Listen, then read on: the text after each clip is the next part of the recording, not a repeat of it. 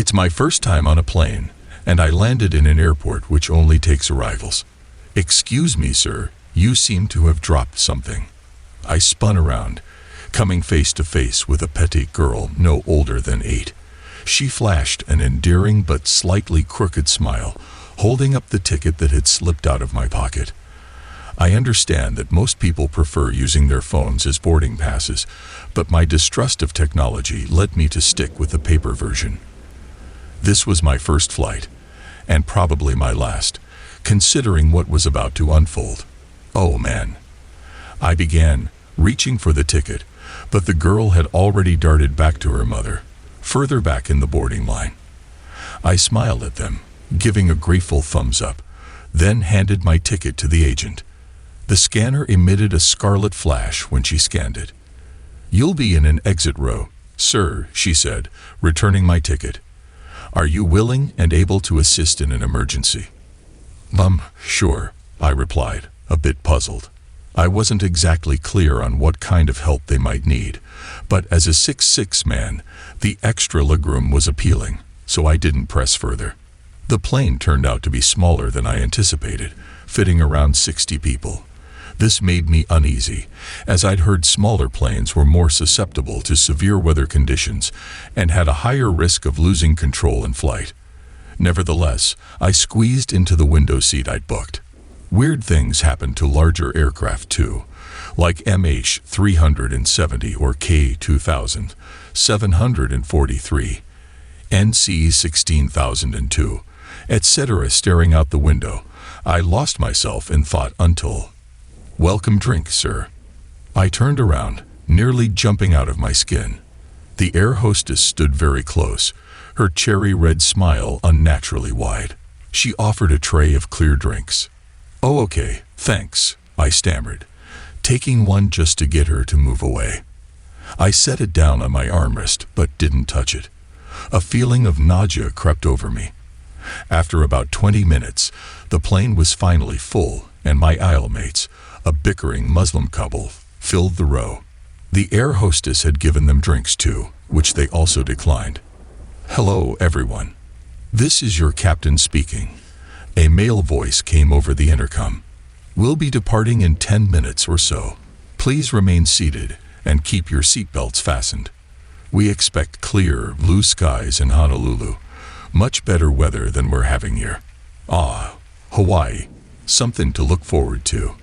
Despite my reservations about modern technology, I had agreed to make the trip from Chicago to join my girlfriend and her family at the Disney Resort and Spa for Christmas. I rested my head against the window, closed my eyes, and warmed at the thought of seeing her soon.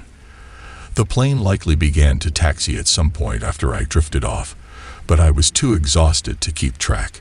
In hindsight, that might not have been the best idea. Holy crap! My abrupt awakening jerked me forward, smacking my head against the seat in front as the plane touched down. Rain poured outside, accompanied by lightning slashing through the waxy black sky. The subsequent thunder was less than welcoming. Clear, blue skies. My foot. Confused, I glanced at the couple next to me. No more arguing, but they were wide awake, just as disoriented as I was. That definitely did not feel like a 9-hour flight. The confusion mirrored in their eyes suggested they felt the same. The rest of the passengers seemed oddly unconcerned, some even content. An elderly man behind us puffed on a cigar, eyes bloodshot. Now, I'm no expert, but that didn't seem airline approved. "Welcome to Gibberish, everyone," the captain announced again. "We hope you all had a pleasant flight." I wanted to correct him about the pleasant part, but there wasn't time. The plane slowly halted, seatbelt signs flashing and emitting loud beeps. Glancing out the window, trying to figure out our location, my heart stopped. The plane next to us had a tailwing with an alphanumeric sequence I never expected to see in person. Oh God, oh God, oh God. Okay, oh screw it, okay, I muttered, looking around frantically. The seatbelt sign turned gray, and the cabin lights brightened. Everyone, rather sluggishly, stood up and formed a line. Oddly, none bothered to unload their luggage, except the Muslim couple and me. Everything blurred after that. Still haunted by the tailwing, I followed the passengers with my backpack slung over my shoulder. I must have hallucinated it. There was no other rational explanation. Avoiding the air hostess's gaze as we passed by, she maintained that plastic smile. "Hey," I whispered to the couple. "Do you guys know what's going?" "Sheh," the husband interrupted, trembling slightly, holding his wife close as we walked across the dimly lit aerobridge.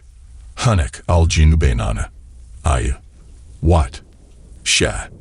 I wish I had taken Arabic in college when I had the chance. Bigger concerns loomed because we weren't in Honolulu. The airport was dimly lit and barebones, with only seats, directional signboards, and frosted glass doors. The marble floor hadn't been cleaned in years, emanating a rotting, flesh-like smell. Looking up at a directional board, my heart probably stopped a second time. 2 arrows pointed in different directions, both saying arrivals. Where were the departures? The couple next to me argued, born out of fear rather than anger. I turned around, towards the aerobridge, and spotted the air hostess again. She stared at me with that smile. Panicking, I speed-walked towards one of the arrivals, pulling out my phone to call my girlfriend, but there was barely any service. Another chilling thought hit me. Where were the other passengers? Walking so fast, I didn't realize I'd taken an entire loop. Back at the aerobridge's end, facing the air hostess. This time, she wasn't alone. A half a dozen other air hosts and hostesses joined her, donning uniforms from various airlines. Some wore a floral type I recognized but couldn't place. The Muslim couple vanished. What do you want from me?" I called, tentatively. "Hey, mister, you dropped this," a familiar voice said. I glanced down, my chest tightening. The little girl, with the same plastic smile as the air hostess, held my untouched welcome drink. Forced to drink it, I recognized the familiar floral uniforms. The alphanumeric code on the tailwing spelled out MH370. Those uniforms flooded the news during the aircraft's mysterious disappearance.